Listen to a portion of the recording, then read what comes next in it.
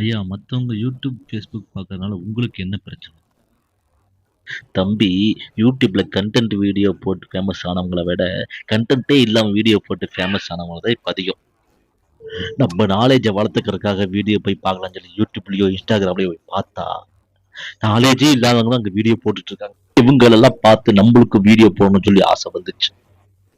Movie review பண்ணலாம்னு சொல்லி பார்த்தா, நமக்கு முன்னாடி 1000 பேர் யூடியூப்லயும், இன்ஸ்டாகிராம்லயும் மூவி ரிவ்யூ பண்ணிட்டு இருக்காங்க.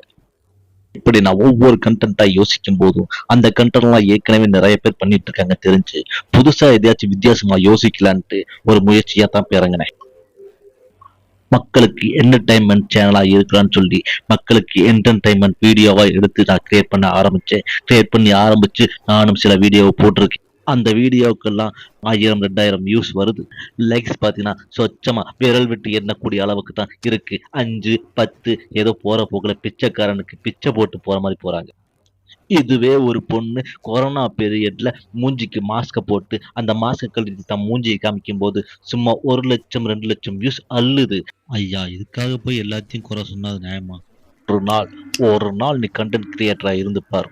அப்ப தெரியும் இந்த நாற்காலி ஒரு முள் படுக்க, இந்த தலையில இருக்கிற ஒரு முள் கிரீடம் என்று. அப்புறம் தெரியும் உனக்கு இந்த ஃபீல்டுல இருக்கிற கஷ்டம், நஷ்டம், இன்பம், துன்பம் என்னன்னு.